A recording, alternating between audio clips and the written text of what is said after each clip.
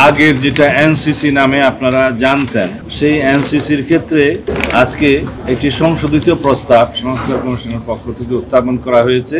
তা হলো সাংবিধানিক ও সংবিধিবদ্ধ প্রতিষ্ঠানের নিয়োগ কমিটি। ওনারা একটা কমিটির প্রস্তাব করেছেন, তার মধ্যে প্রধানমন্ত্রী, স্পিকার নিম্নকক্ষের, স্পিকার উচ্চকক্ষের, বিরোধী দলীয় নেতা, প্রধান বিরোধী দল ব্যতীত অন্যান্য বিরোধী দল সমূহের একজন প্রতিনিধি, রাষ্ট্রপতির প্রতিনিধি উইদিন ব্র্যাকেট আইনের মাধ্যমে নির্ধারিত যোগ্যতা সম্পন্ন, 7 প্রধান বিচারপতি কর্তৃক মনোনীত আপিল বিভাগের একজন বিচারপতি, 7 জন দাঁড়ায়।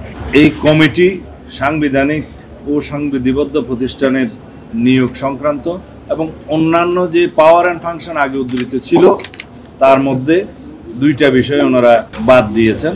সেটা হচ্ছে 3 বাহিনী প্রধান এবং অ্যাটর্নি জেনারেলের নিয়োগ এই কমিটির আওতাভুক্ত থাকবেন। কিন্তু আমাদের কথা হলো, এই যে সংবিধানে নতুন একটা বডি বা নতুন একটা কমিটি সংযুক্ত করতে চাচ্ছেন, সেই বিষয়ে আমাদের পরিষ্কার কথা হলো, আমরা চাই রাষ্ট্রের সাংবিধানিক প্রতিষ্ঠান এবং সংবিধিবদ্ধ প্রতিষ্ঠানের মধ্যে সবগুলো নয়, আবার সংবিধিবদ্ধ প্রতিষ্ঠানের মধ্যে ওনারা উল্লেখ করেছেন দুর্নীতি দমন কমিশন, এবং সাথে আবার মানবাধিকার কমিশনও উল্লেখ করা হয়েছে।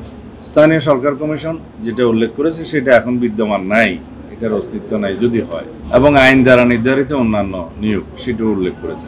এই বিষয়গুলোতে কমিটিগুলোতে, এই প্রতিষ্ঠানগুলোতে নিয়োগের জন্য এই কমিটি তারা প্রেসক্রাইব করেছে। এখানে আমাদের বক্তব্য হলো, রাষ্ট্রে সাংবিধানিক প্রতিষ্ঠানে নিয়োগের জন্য যে সমস্ত সাংবিধানিক প্রতিষ্ঠানের জন্য বিদ্যমান আইন রয়েছে তার মধ্যে সংস্কার করা হোক, এবং ওইখানেই সার্চ কমিটিগুলো নির্ধারণ করে দেওয়া হোক যেখানে নির্বাহী বিভাগের প্রভাবমুক্ত হয়ে সাংবিধানিক প্রতিষ্ঠানসমূহের আইনে নিয়োগের ব্যবস্থা থাকে। এবং সেখানে আমাদের এডিশনাল বক্তব্য হলো, সেই প্রতিষ্ঠানগুলোর জবাবদিহিতা এবং স্বচ্ছতা বজায় রাখার জন্য সেই আইনে বিধান থাকতে হবে।